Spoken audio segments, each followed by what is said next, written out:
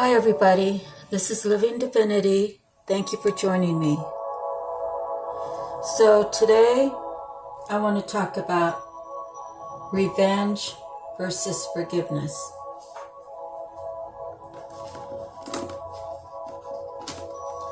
And through my lifetime, I can tell you that I've been around a lot of revengeful people. How they came into my life, it's all different. What are the reasons for revenge? Sometimes it's something as simple as jealousy. They look at you like, oh, I wish I had her hair, or I wish I had her shape, or I wish I looked as good as she did, and things like that. So I can tell you that it doesn't matter how beautiful you are on the exterior. What matters is what's on the inside. And you can befriend these people, and you can, spend a couple minutes here and there with them as you are passing by them. And the revenge is not that sweet. So I've had people attack me, and I still have people attacking me. But thank God that I've ascended so high that I see them from a different perspective.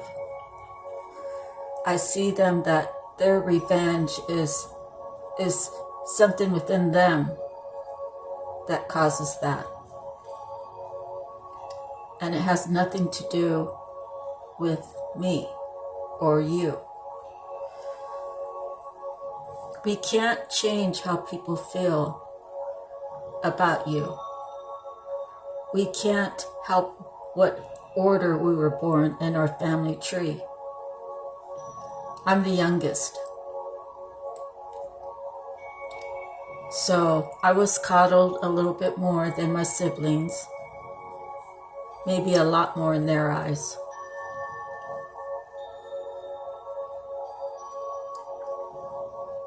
But what I try to explain, to my oldest sister, is that my older siblings are 10 years older than me. So when my mother died, I only got to know my mom as a child. They got to know my mom as an adult. In other words, they should take their blessing. They should understand, or try to understand, that maybe it was meant for me to be coddled. Maybe my mom knew she was going to die young.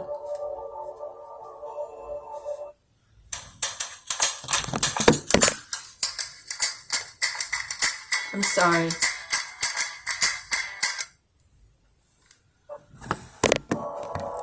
Sorry about that. Anyways, and I tried to tell my sister, you have the memories of your mom, our mom. But you didn't have to see her dying right in front of your eyes. You don't have to keep that memory of her eyes rolling around, her speech not working.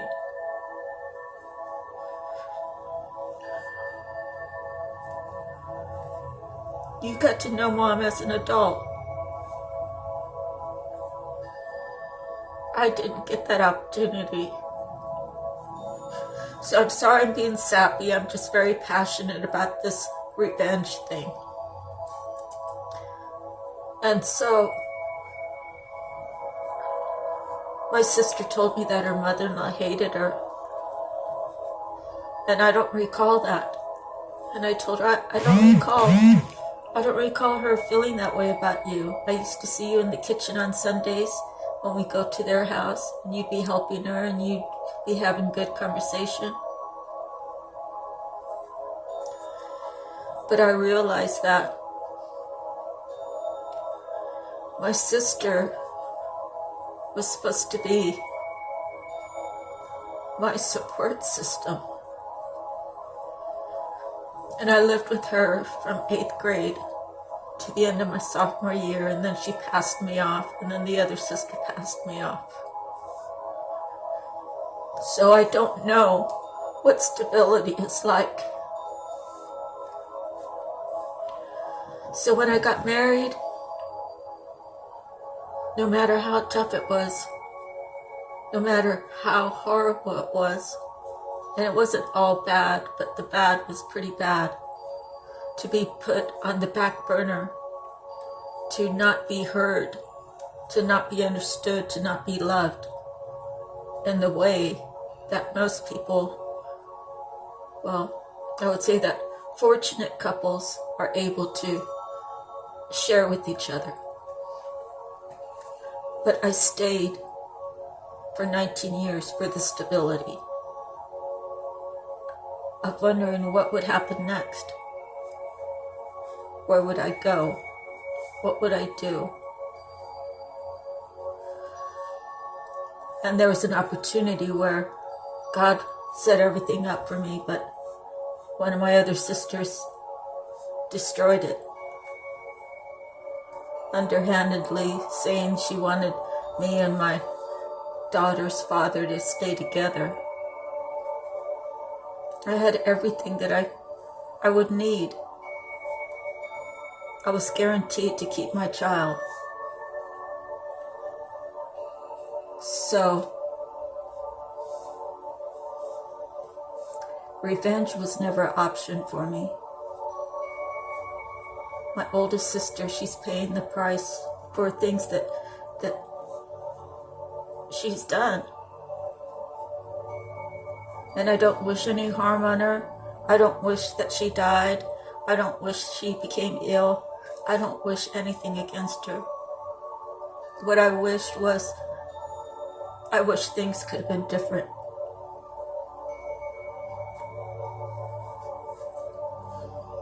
Same with my second sister, after all the betrayal.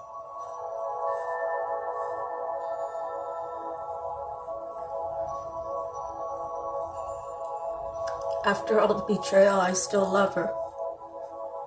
I still want her to find God. Just don't say you found God. Just don't say that you've done good deeds. Your actions have to match your words. I would never wish revenge on anyone.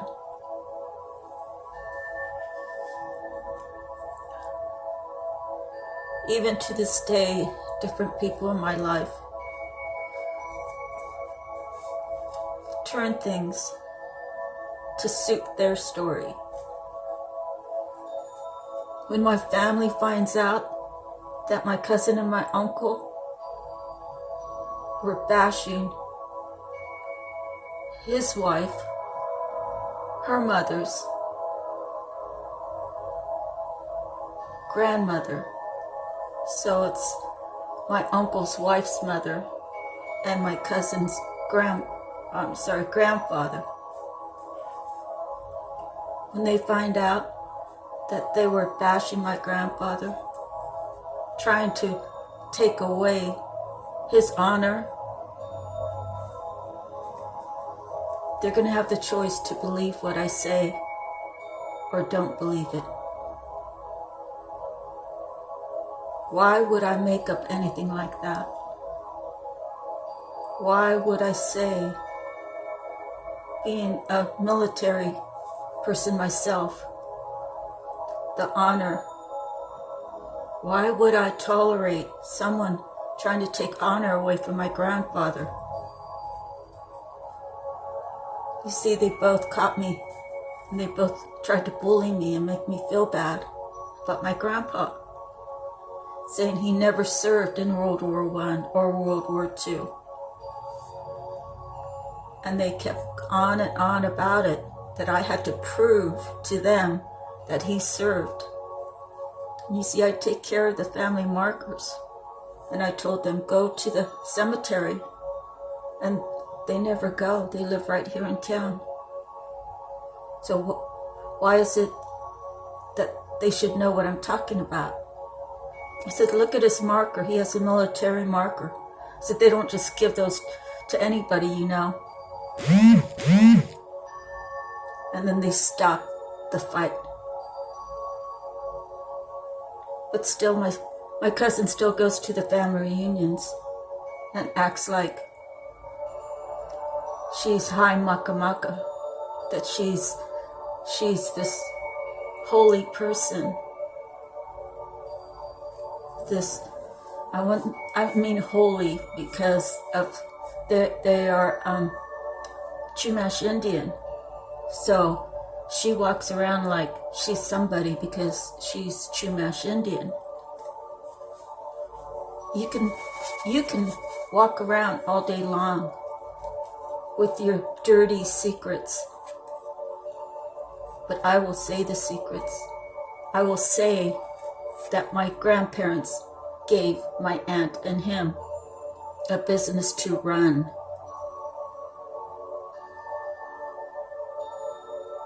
One day, out of the blue, it was all gone. They sold it out from under without mentioning to my grandparents. They sold the business and moved. And that was supposed to be a family business. Not for just their family, for my grandparents' family. Possibly to teach people how to cook, possibly to teach people how to greet people, how to socialize, how to run an honest business.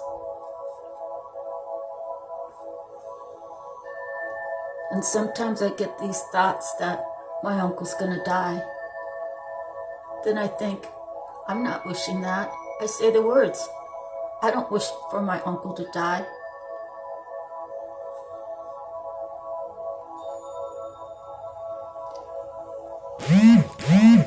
To wish harm upon another, it's speaking from your soul. Your soul is not right. It's not right for a pure soul, a good soul, an honest soul to have this revenge against others who have done well, who want to do well. Revenge it's never ending until that person stops it. And they have to stop it for the right reason. Right? They have to stop making up stuff. They have to stop gaslighting. They have to stop. They have to stop being bad. Revenge is not for us. Revenge is for God. Whoever you feel like your highest person is, because of the Town of Babel, we all have different names for God. And we need to realize there's one God and one love. My brother tried to tell me that I was going to go to hell because of tarot. And he said I was a loser. And he gossiped through the family that there were things that I owed him.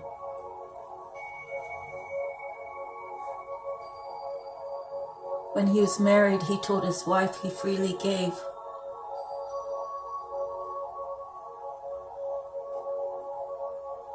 But to me, he wanted payback in return. And he never deducted the free money I gave him. 6 years before that.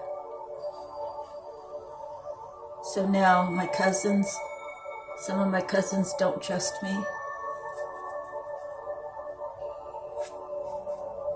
And I'm okay with that. Because the truth always comes out.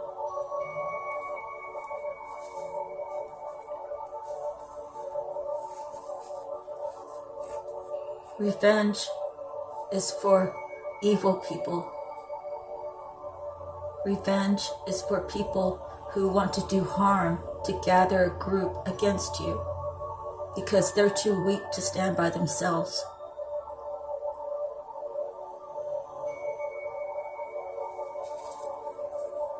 Even when I lived in Hawaii, there was a group who persecuted me, who ostracized me, who made people start believing their lies, conjuring up stories to put a divide between me and others. And the others had to choose.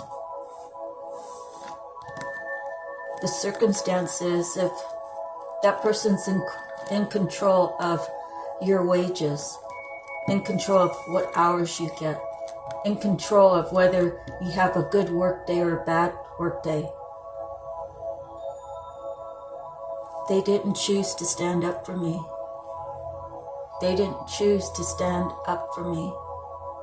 They chose to go with it and say, it's not happening to me, so that person isn't around, so if I go along with it, then my workday will be easier.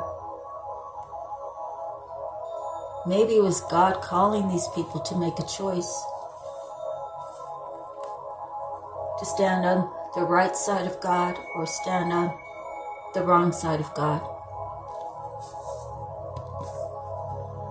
Do I hate them? No, I don't hate them. I don't even hate the person that did this little circus act against me. Can I forgive them? Well, the perpetrator, I've already forgiven. I wish she would stop, but I can't control it, so if she chooses to be evil, I just let God have the revenge. I just let God give the justice. Whatever it is, has nothing to do with me. I did my part. I forgave her.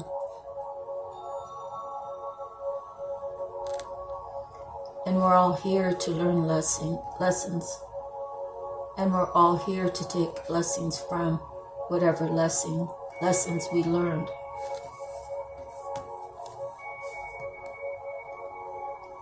The thing about forgiveness for me is I can freely move forward knowing that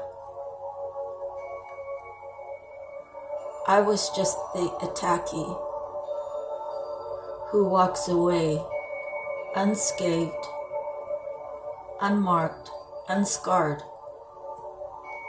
because the power of God is with me. My future is bright. They can't dim my light. If I'm in California and they're in Hawaii, they can still talk about me, but it's only hurting them because people will see that, she's got issues. She's got demons. Alcoholics, their mind is already corrupted by the alcohol. And people have told her that she has a serious problem, yet they cover it for her because she could lose a lot if it's found out.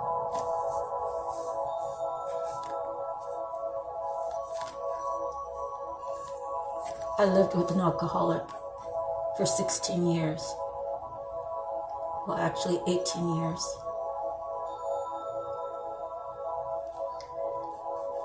And it was hard to bear. It was hard to bear that all the attacks were at me, or if they were at someone else. I stood to lose a part of me getting involved in all of that and try to, get him to tamper down.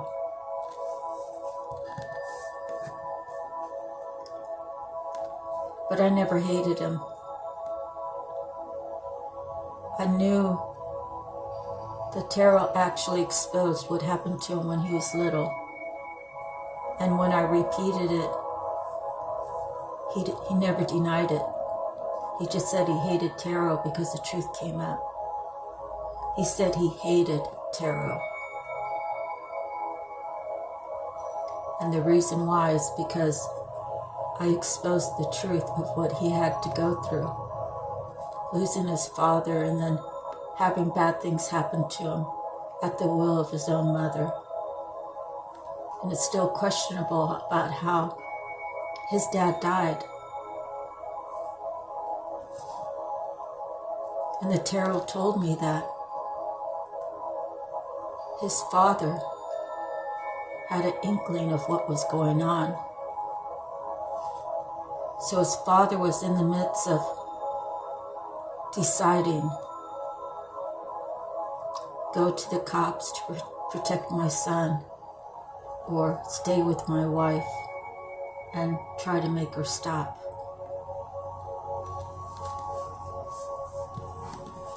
Before he could make a decision, he died. And the week before, he had just had a clean bill of health. Back in the day, you hear these stories about putting antifreeze in iced tea and making the tea really sweet. And when you're victim,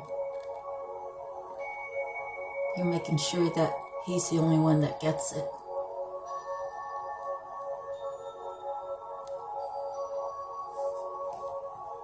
That's what I believe.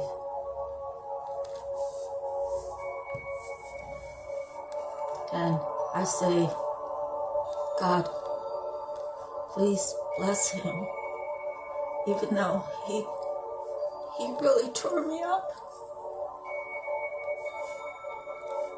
Please, Lord, help him to heal.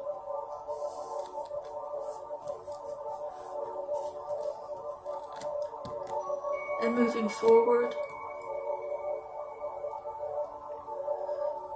we all have choices to make. Do we want to carry the burden of revenge that we put upon someone, whether they deserved it or not? That's a horrible way to sleep at night.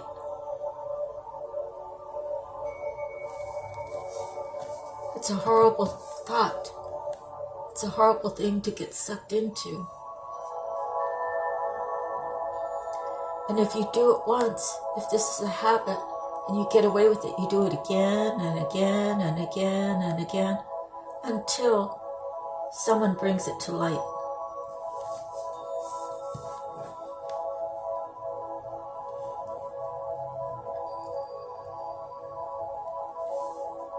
And a lot of people put blinders on to cover it up, to, just make the day go better. But in reality, as long as it keeps going, nobody's safe from that person who acts in those ways. I've detached myself from my family, and my oldest brother is the only one that's ever rang true for me. And I thank God that he is my oldest brother. And I thank God that he has a heart and a good soul. And I thank God for him every day. Every day, I want to thank God for him.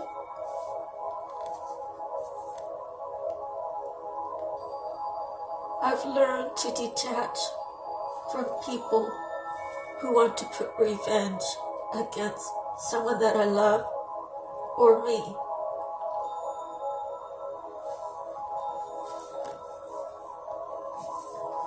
It makes me feel more free. It makes my heart be okay.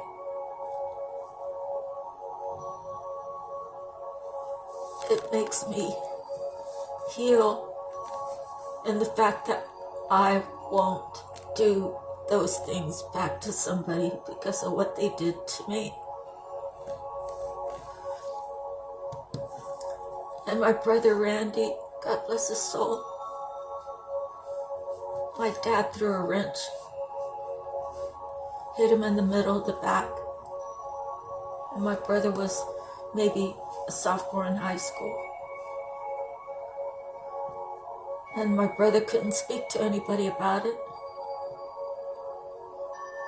But his anger took away, and he punched my sister in the eye. She had to go to school with a black eye. And she still holds on to it. The next week he picked me up by the back of my pants and the back of my shirt and threw me on my parents' bedroom floor, which had the old style shag rug. I had rug burns from my eyebrows all the way to my chin. And I had to go to school like that. But I was never mad at him because I could see what my dad did to him.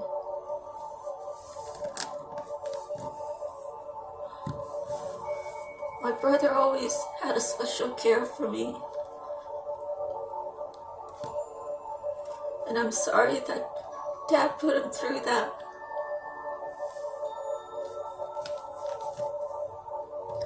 My brother Michael, he was always mean to me. They had 4-H lambs and they were getting them prepared to go to the fairgrounds, and they were cleaning them in the yard. And I asked him if I could help. And he got the lamb's brush, which is a bunch of wires. He put it out to me like, here, you can help me. And as soon as I reached my hand, he whacked my arm. And I still have a scar from it. They had a BB gun that he had to cock open and close. And I wanted to try to shoot the thing on the telephone pole to make it ring, because that's what they were doing. I wanted to see if I could aim. And he left it open and told me to shoot it, and it slammed shut on my fingers.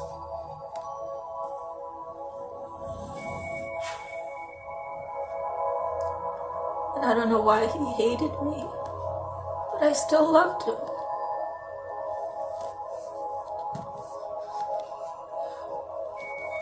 He was a homeless soul. He hurt so many people along the way.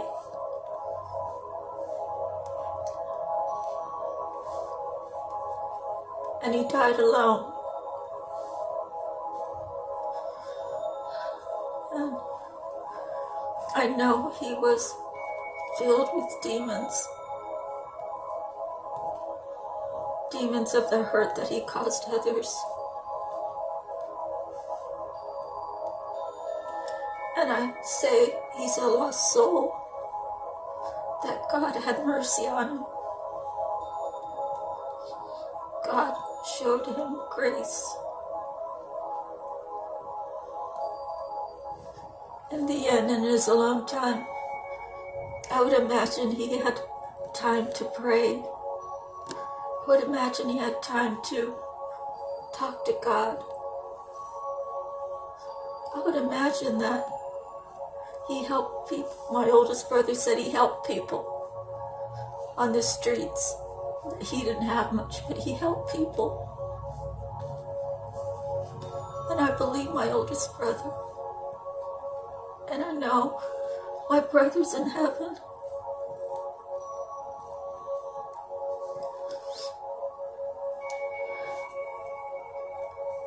It's really hard for me to talk about things in the past, especially my mother dying.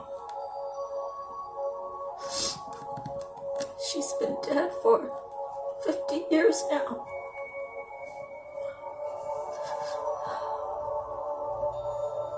But I carry my mom with me everywhere I go. And my grandma too. And I let God speak to me. And I do what He says.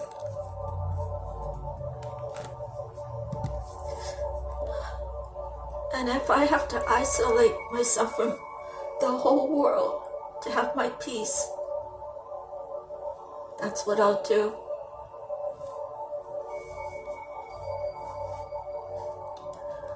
So learn to forgive, even though you don't necessarily have to take them back. But forgive so you don't have the reason for revenge.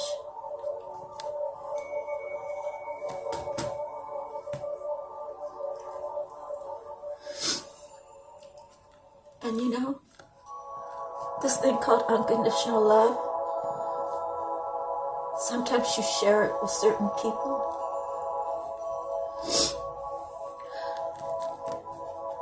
And maybe you can forgive and let them back. But you just have to set the boundaries. And you have to try to be understanding of what they went through. And then they have to understand what you went through and what they put you through. And then if you have that unconditional love, it's okay to forgive and take them back, if that's what you want to do.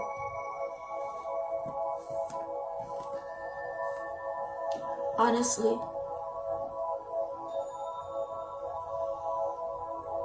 would I be happy with myself if I didn't help somebody through a rough time?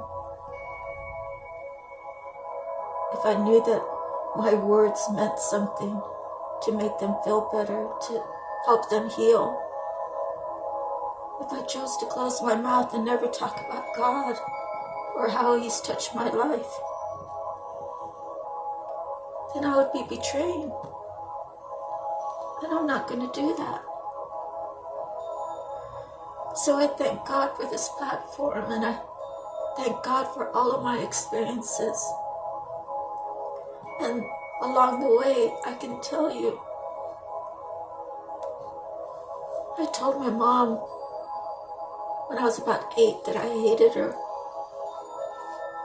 She slapped me and she said, "Don't ever say that." I've never told anybody since then. And I'm sorry that I told my mom that. Even though I was a kid, even though I was like old enough to know better, but not wise enough, I still hold myself accountable for telling my own mother that I hated her. And I vowed to myself I would never say that again. And I never have, and I never will. So choose forgiveness over revenge, people, because revenge gets you nowhere. Forgiveness frees you. It allows you to move forward or do whatever you want in your life. And if you share that unconditional love with someone, if that's what you want to do, is to make things work, more power to you. But if you want to, hear someone say, "I forgive you," and you two part ways, more power to you. It's your life. You do what's right for you, regardless of how anybody else feels. And I told my daughter when she was little, I said, I think she was about 4 years old. I looked down at her, I said, sometimes it's not what Dad wants. Sometimes it's not what Mom wants. It's what you want. And I've reconnected with her, and I repeated those words to her. I said, when you were little, and I said that. She's like, yeah, Mama, I remember. So whatever she chooses in her life, whatever, as long as she's not hurting herself or anyone else, then, she needs to just worry about herself. She has to put herself first. So I'm glad that I was blessed to tell her those words. I'm glad that she was blessed enough to go to a Christian school, at least for the first few years. Because what she learned in the Christian school, she's taking it with her. You see, they used to sing songs, and they learned sign language to sing the song. It was so beautiful. The most beautiful thing I ever seen, really. I was so proud of her. And she told me recently, she's like, yeah, Mom, I still sign when sometimes, I guess she runs across people who are hearing impaired or whatnot. And she signs. So she's a remarkable young woman. And I never want to disconnect from her again. I had to let her go. I had to let her grow up. I had to give her time to think about things. I always left my Facebook page open so she could see me whenever she wanted. And she did. She told me, she's like, Mom, I have a ghost account. I check up on you every once in a while, make sure you're still kicking. And I said, I left it open for that reason. I left it public for that reason. And I leave my Facebook page public for all to see.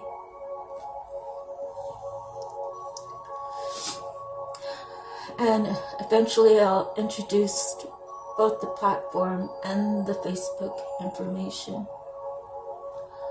when I'm ready. Well, thank you all for listening. I hope the words that I said brought some things to light for you. I hope you will stand in your power. Call your energy back. Call it back cleaned and purified by God. Stand in your power. Take control of your life. Then open up your heart and let God drive you. And choose forgiveness over revenge for your own soul. Thank you very much. God bless you all. Sending you guys love and light. I promise. I promise.